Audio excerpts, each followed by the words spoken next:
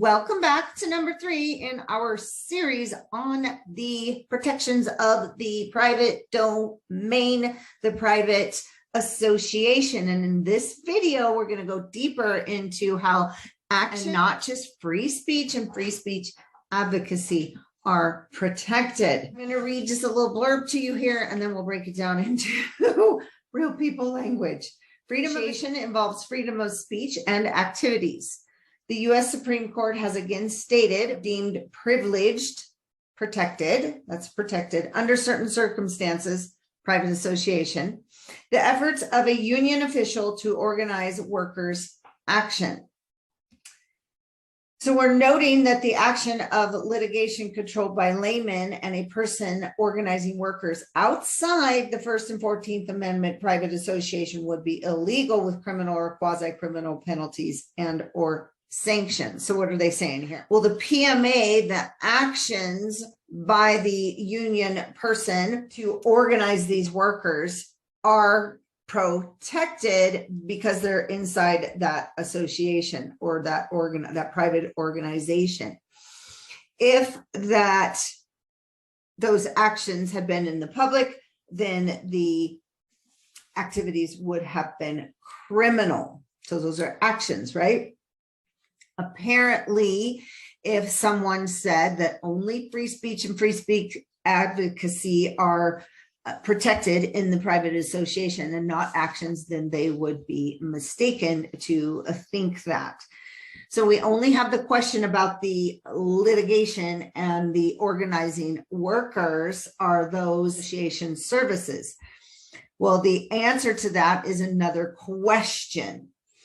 Outside of licensing and jurisdictional context, are association services a lawful activity? And the answer would be yes, of course. The state and federal government in its sovereign capacity is vested with police power, which includes the power to protect the public. However, private member was not included in that statement. So the exercise of the police power is available only for the purpose of promoting the interests of the public, as distinguished from those of individuals or private persons. So maybe we should add a little note here. That doesn't mean that just because you have a private association or you have a healing ministry and you're out at a public protest that the police can't protect you. You're on a public street and you're at a public event. They're absolutely going to protect you, one would hope, as long as you're not doing substantive evil. Questionable these days, right? That's not what it's saying, because we've got to remember that when we're driving cars on public roads with public driver's licenses, we're still subject to those rules and regulations and zoning in the public.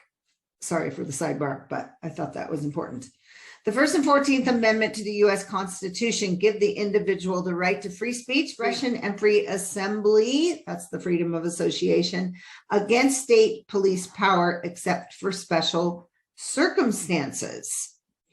Those guarantees of the Bill of Rights, which are fundamental safeguards of liberty immune from federal abridgment, are equally protected against state invasion and therefore made immune from state invasion. And these are First Amendment's freedom of speech, assembly, association. Also the rights to freedom in speech.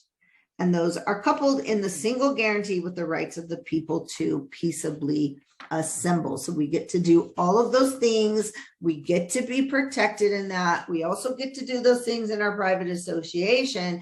And then if you're on your private property and in your private association or stated with your no trespass on a private property, then you get to be protected, your actions within your association. If there's an idea that the First Amendment safeguards are not applicable, they're inapplicable to business or economic activity, that is not sound. That doesn't make sense, because our actions are protected with our freedom of and our freedom of association and what we're doing together in the private. Again, we can't get in trouble for sitting down and have conversations at our dinner table, or practicing croquet in your backyard, or making products and distributing products within your private business. And in conclusion on this part, in a properly formed private membership association, members of that association, both professional and non-professional, are protected from state federal government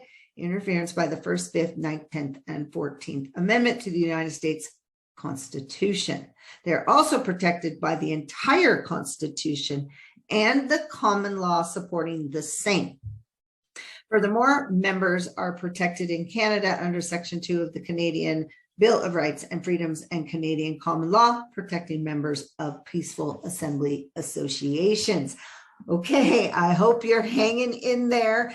It's a lot, and this is one of the reasons that I'm going to link the document, obviously, so you can go through it as well and do what I do, maybe, where I just put it in my own words and my own understanding so that I can really grasp what the legalese is saying.